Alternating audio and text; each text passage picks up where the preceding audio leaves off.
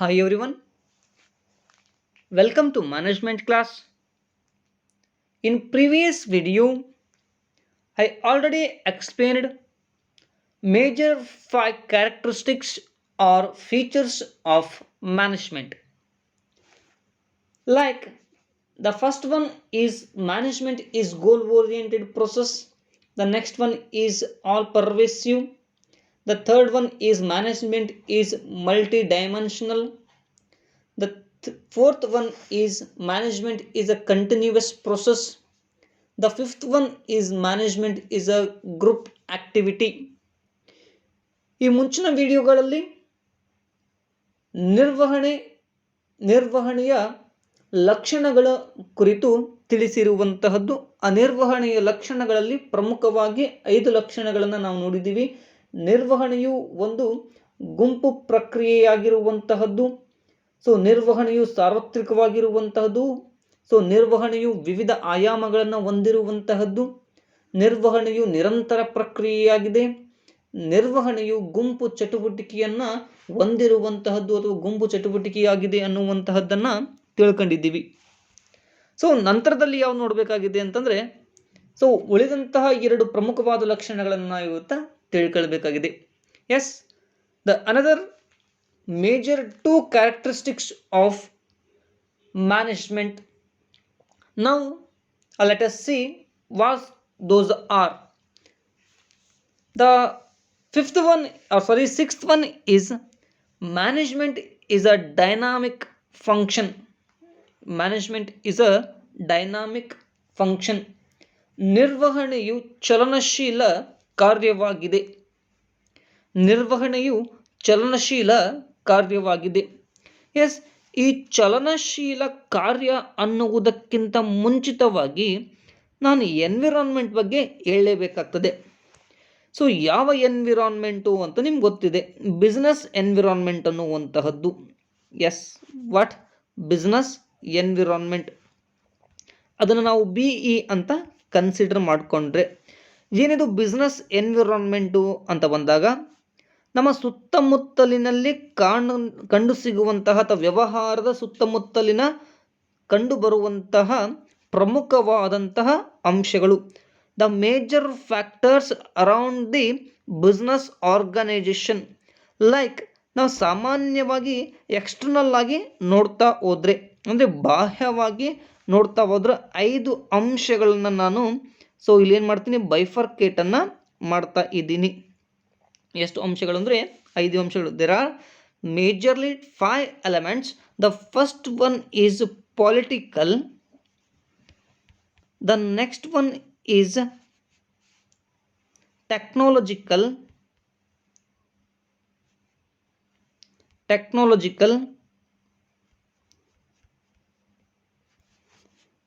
The third one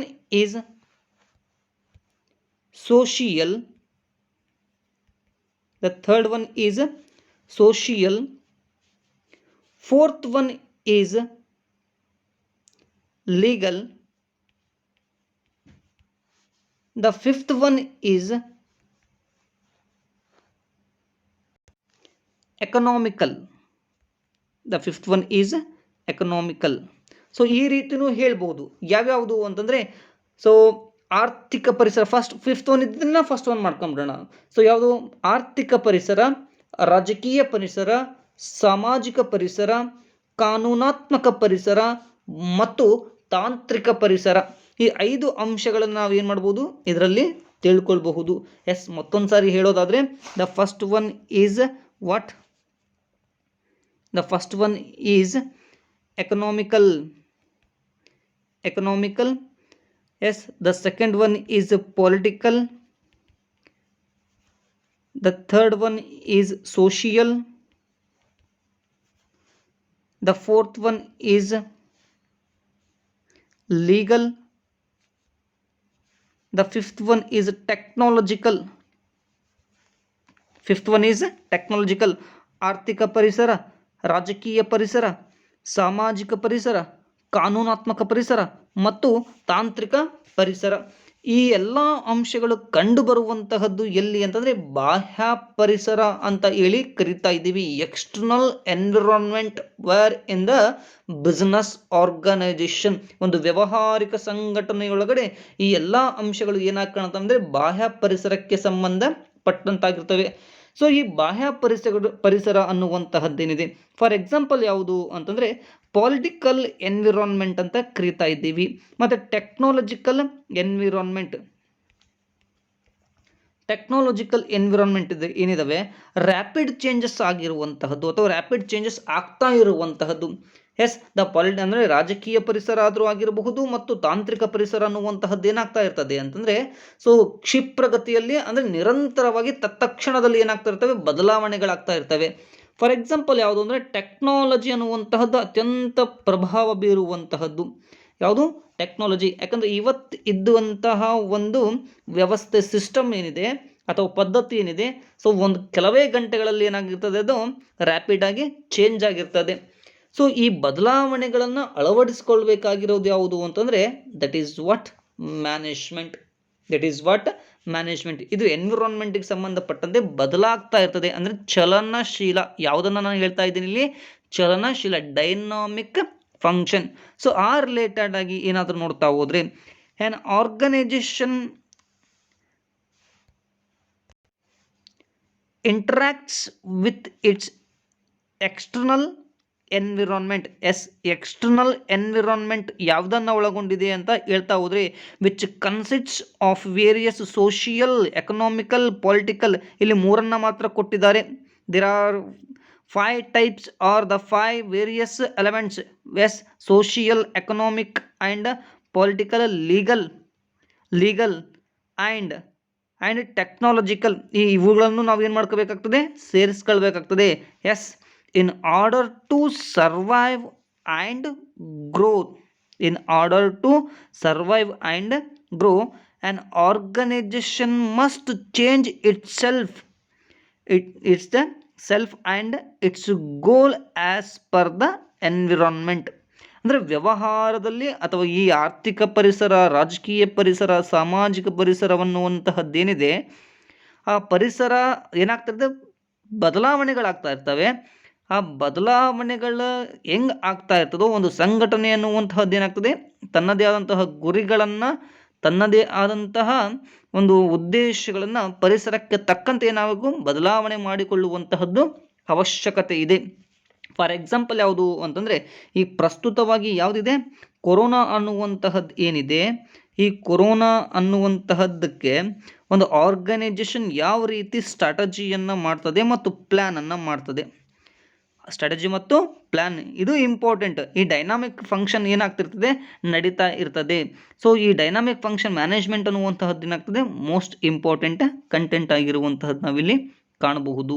ಅಂದರೆ ಯಾವ ರೀತಿಯಾಗಿ ಬದಲಾವಣೆ ಆಗ್ತದೆ, ಆ ಬದಲಾವಣೆಗೆ ತಕ್ಕಂತೆ ಒಂದು ನಿರ್ವಹಣೆ ಅನ್ನುವಂತಹದ್ದು ನಡಿಬೇಕಾಗ್ತದೆ. ಹೇಳಿದ್ದೀನಿ, ನಿರ್ವಹಣೆ ಅನ್ನುವಂಥದ್ದು ಏನಾಗ್ತದೆ, ಕಂಟಿನ್ಯೂಸ್ ಪ್ರೊಸೆಸ್. ಇಲ್ಲಿ ಏನೇನು ನಡೀತಾ ಇರಬೇಕು, planning, organizing, so staffing, directing and controlling ಎಲ್ಲವೂ ಸಹಿತವಾಗಿ ಸೈಮಲ್ಟೇನಿಯಸ್ಲಾಗಿ ಮಾಡುವಂತಹ ವ್ಯಕ್ತಿ ಯಾರು ಅಂತಂದರೆ so which person, manager.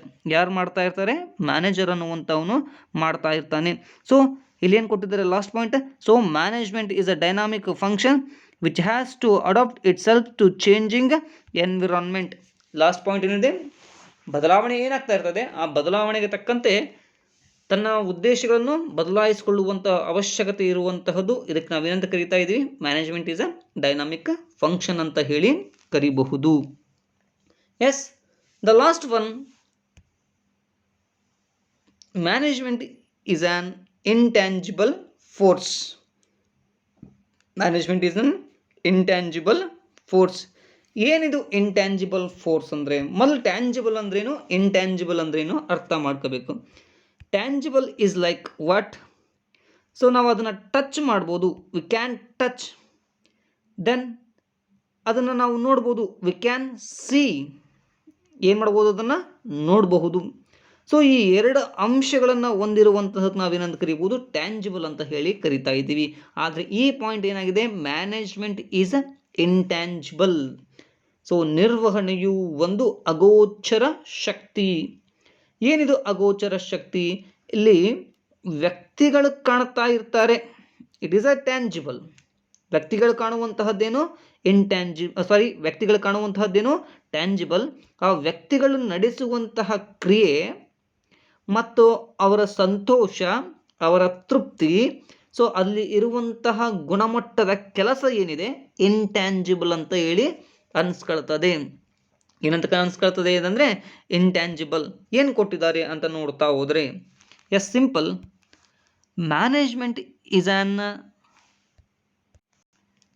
Invisible force that can not be scene.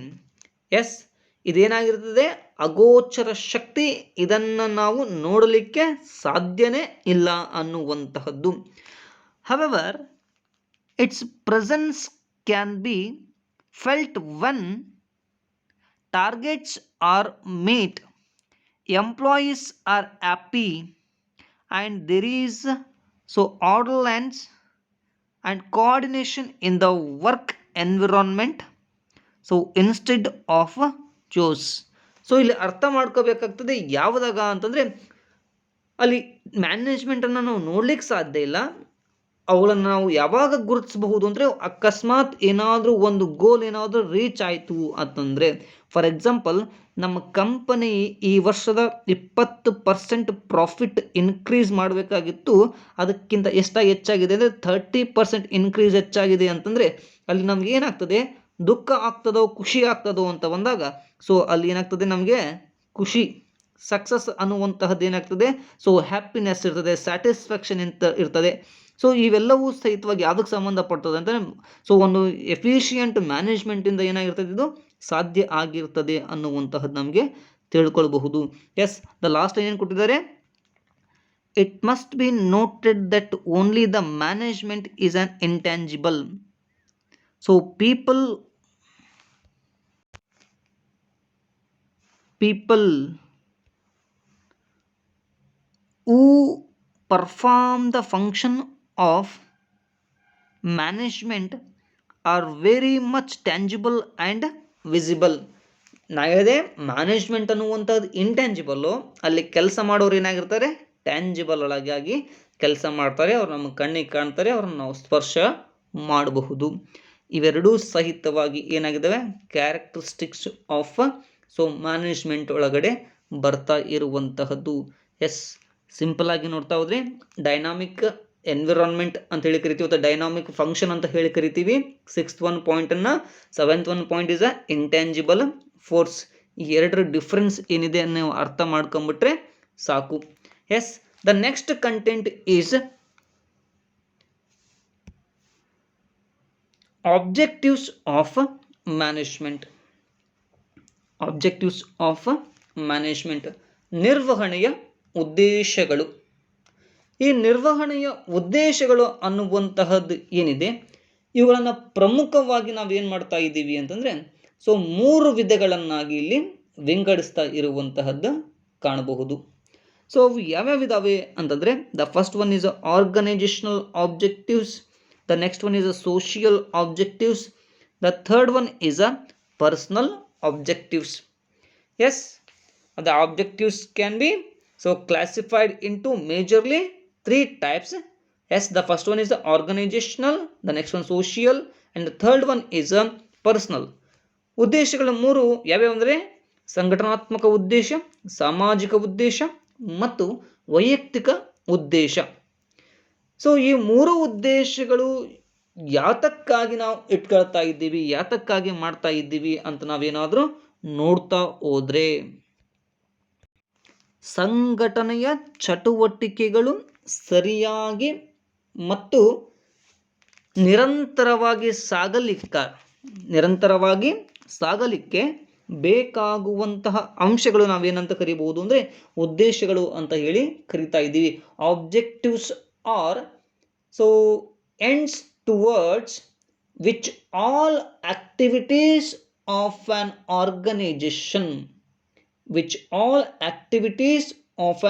organization are directed. ಅಂದರೆ ನಾವು ಏನು ಕೆಲಸ ಮಾಡಬೇಕು, ನಾವು ಏನು ಒಂದು ಗುರಿಯನ್ನು ಹೊಂದಿದ್ದೀವಿ, ಆ ಗುರಿಯನ್ನು ಸಾಧಿಸಲಿಕ್ಕಾಗಿ ಯಾವ್ಯಾವ ಚಟುವಟಿಕೆಗಳು ಮಾಡ್ತಾ ಇದ್ದೀವೋ ಆ ಚಟುವಟಿಕೆಗಳಿಗೆ ಒಂದು ನಿರ್ದೇಶನ ರೂಪವನ್ನು ಒದಗಿಸುವಂತಹದ್ದು, ಒಂದು ರೂಪವನ್ನು ನೀಡುವಂತಹದ್ದು ಯಾವ್ಯಾವ ಇದಾವೆ ಅಂತಂದರೆ, ಸೊ ಈ ಉದ್ದೇಶಗಳು ಅಂತ ಹೇಳಿ ಕರಿತಾ ಇದ್ವಿ. ಯಾವ ಉದ್ದೇಶಗಳು? ನಿರ್ವಹಣೆಯ ಉದ್ದೇಶಗಳು ಅಂತ ಹೇಳಿ ಕರಿಬಹುದು. ಅದು ಅಲ್ಲದೆ ಸೊ ಈ ಉದ್ದೇಶಗಳನ್ನು, ಚಟುವಟಿಕೆಗಳು ಏನಾಗ್ತಾ ಇರ್ತವೆ ಅಂತಂದರೆ effective manner and efficient manner ಅಂತ ಹೇಳಿ ಕರಿತಾ ಇದ್ದೀವಿ. ದಕ್ಷತೆಯ ರೂಪದಲ್ಲಿ ಮತ್ತು ಪರಿಣಾಮಕಾರಿಯಾಗಿ ಸಾಧಿಸಬೇಕಲ್ಲ ಆ ಚಟುವಟಿಕೆಗಳನ್ನು ಸಾಧಿಸ್ಲಿಕ್ಕೆ ಬೇಕಾಗಿರುವಂತಹದ್ದು ಯಾವುದು ಅಂದರೆ, ಸೊ ಉದ್ದೇಶಗಳು ಇಲ್ಲಿ ಪ್ರಮುಖವಾಗಿರುವಂತಹದ್ದು ನಾವು ಕಾಣ್ತಾ ಇದ್ದೀವಿ. ಯಾವುದರ ಮುಖ್ಯ ಉದ್ದೇಶವಾಗಿದೆ ಇಲ್ಲಿ? ಸೊ ಸಂಘಟನೆಯ ಮುಖ್ಯ ಉದ್ದೇಶಗಳಾಗಿರುವಂತಹದ್ದು ನಾವು ಕಾಣ್ತಾ ಇದ್ದೀವಿ. ಎಸ್, ಈ ಉದ್ದೇಶಗಳನ್ನು ನಾವು ಮತ್ತೆ ಯಾವ ರೀತಿಯಾಗಿ ಕ್ಲಾಸಿಫೈ ಮಾಡ್ತಾ ಇದ್ದೀವಿ? Yes, majorly the organizational objectives can be classified again 3 types. The first one is survival, the next one is profit, the third one is growth. ಸಂಘಟನಾತ್ಮಕ ಉದ್ದೇಶಗಳು ಅಂತೇಳಿ ಫಸ್ಟ್ನೇದೇನಿದೆ, ಆ ಸಂಘಟನಾತ್ಮಕ ಉದ್ದೇಶಗಳಲ್ಲಿ ಮತ್ತೆ ಪ್ರಮುಖವಾಗಿ ಎಷ್ಟು ಉದ್ದೇಶಗಳನ್ನು ವಿಂಗಡಿಸ್ತಾ ಇದ್ದೀವಿ ಅಂದರೆ 3 ಉದ್ದೇಶಗಳನ್ನಾಗಿ ವಿಂಗಡಿಸ್ತಾ ಇದ್ದೀವಿ. ಅದರಲ್ಲಿ ಅಸ್ತಿತ್ವ, ಲಾಭ ಮತ್ತು ಬೆಳವಣಿಗೆ ಅಂತ ಹೇಳಿ ಕರಿಬಹುದು. ಅಸ್ತಿತ್ವ, ಲಾಭ ಮತ್ತು ಬೆಳವಣಿಗೆ. ಎಸ್, ಅಸ್ತಿತ್ವ ಅಂದರೆ ಏನು, ಅಥವಾ ಲಾಭ ಅಂದರೆ ಏನು, ಬೆಳವಣಿಗೆ ಅಂದರೆ ಏನು? ಈ ಆರ್ಗನೈಸೇಷನಲ್ ಆಬ್ಜೆಕ್ಟಿವ್ಸ್ ಅಲ್ಲದೆ ಇವುಗಳನ್ನ ನಾವೇನಂತ ಕರಿಬಹುದು? Economical objectives. Yes, these objectives are also called as what? Economical objectives. Economical objectives, ಆರ್ಥಿಕ ಉದ್ದೇಶಗಳು ಅಂತಾನು ಇವುಗಳನ್ನು ನಾವೇನು ಮಾಡಬಹುದು? ಕರಿಬಹುದು. ಇವು ಅಲ್ಲದೆ ಒಂದು ಸಂಸ್ಥೆ ಅನ್ನುವಂತಹದ್ದು ಏನಿದೆ, ಅನೇಕ ರೀತಿಯಾಗಿ ಉದ್ದೇಶಗಳನ್ನು ಹೊಂದಿರ್ತದೆ. ಯಾರ ಪರವಾಗಿ ಉದ್ದೇಶಗಳನ್ನು ಹೊಂದಿರ್ತದೆ ಅಂತಂದರೆ, yes, shareholders are stakeholders ಅಂತಲೂ ಕರಿಬೋದು, ಅಥವಾ ಶೇರ್ ಹೋಲ್ಡರ್ಸ್. ಇವರು ಉತ್ತಮವಾದಂತಹ ಡಿವಿಡೆಂಡನ್ನು ಪ್ರೊವೈಡ್ ಮಾಡುವಂತಹದ್ದು ಉದ್ದೇಶ ಹೊಂದಿರುವಂತಹದ್ದು. Yes, so dividend increasing the value of shares. So the next one is employees. So employee ಬಗ್ಗೆ ಉದ್ದೇಶ ಚೆನ್ನಾಗಿರುವಂತಹದ್ದು. Then customer, good quality product good quality ಪ್ರಾಡಕ್ಟ್ಸನ್ನು ಪ್ರೊಡ್ಯೂಸ್ ಮಾಡುವಂತಹದ್ದು. ಆಮೇಲೆ ಗೌರ್ನಮೆಂಟ್ಗೆ ಟ್ಯಾಕ್ಸನ್ನು ಪೇಡ್ ಮಾಡುವಂತಹದ್ದು. ಸೊ ಇವೆಲ್ಲವೂ ಏನಾಗ್ತವೆ ಅಂತಂದರೆ ಉದ್ದೇಶಗಳೊಳಗೆ ಬರ್ತಾ ಇರ್ತವೆ. ಹಾಗಾದರೆ ಸರ್ವೈವಲ್ ಅಂದರೆ ಏನು, ಗ್ರೋತ್ ಅಂದರೆ ಏನು, ಮತ್ತು ಪ್ರಾಫಿಟ್ ಅಂದರೆ ಏನು ಅನ್ನುವಂತಹದ್ದನ್ನು ಮುಂದಿನ ಒಂದು ವಿಡಿಯೋದಲ್ಲಿ ನಾವು ತಿಳ್ಕೊಳ್ಳೋಣ.